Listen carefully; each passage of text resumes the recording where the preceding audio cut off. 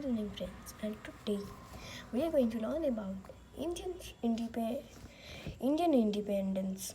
Moderates and extremists. Many Indian soldiers were employed by the East Indian Company, fought against the British rule in the First War of Independence. The war, even in its failure, produced many Indian heroes.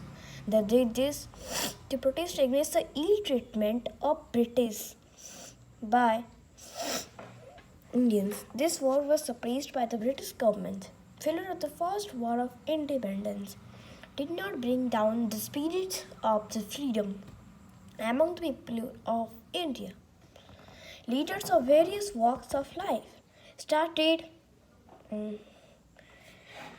analyzing the reasons for the failures. The social reformers of these days, like Raja Rammohn Roy, Ishwar Chandra Vidyasagar, and spiritual leaders like Swami Vivekananda, started educating people about the social levels prevailing in India at that time.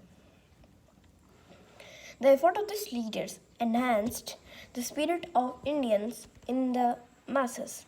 People realized that they have to unite and fight against the British. This led to the foundation of Indian National Congress. The leaders who fought for the freedom of our countries believed in two philosophies. One consisted of groups like Gopal Krishna Gokhale, Dadabhai Naroji, and W.C. Banerjee.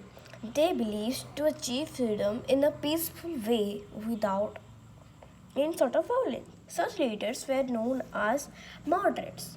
The other group adopted the path of violence and threat to achieve freedom. Such leaders were known as extremists.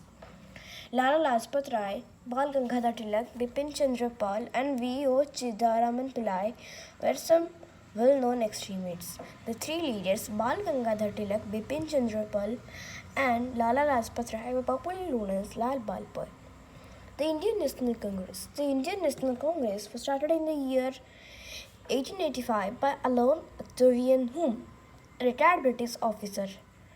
The support of many Indian leaders. It was the first organized political move against the British. The first meeting of the INC was held in Mumbai. The president of the meeting was W.C. Banerjee and AO was the general secretary. The people of India provided an overwhelming support to the Congress, which laid a strong foundation for this movement. Congress claimed that the British will employ Indians as higher officials in administration and bring about political reforms. They put forth their demands in a polite way due to the influence of the moderate. The demands were rejected by the British government. The extremist group criticized the policy of moderates and acted violently to impose their demands. Bal Gangadhar Tilak was the most important extremist leader. He deeply opposed the British education system that ignored and defamed Indians' culture, history, and values. He was the first Indian nationalist to demand self-rule Swaraj as the destiny of the nation. His slogan, Swaraj is my birthright and I shall have it, was a source of inspiration for many Indians. It became very popular through his newspaper named Kesari. The British arrested both moderates and extremists often and treated them cruelly in the prison. They also took some other measures to cope this movement. This created a great discontentment among the Indians. Partition of Bengal. This nationalist movement in Bengal was very strong.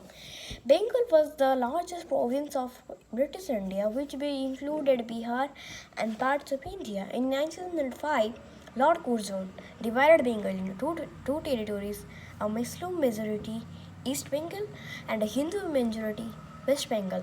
The people and the national leaders realized that this was the divide and rule policy of the British government. In protest, the Swadeshi movement was started by the Indians. They decided to buy only Indian goods and boycott foreign goods. The British tried to suppress the movement, but they were unsuccessful. As a result, they had to revoke the partition of Bengal.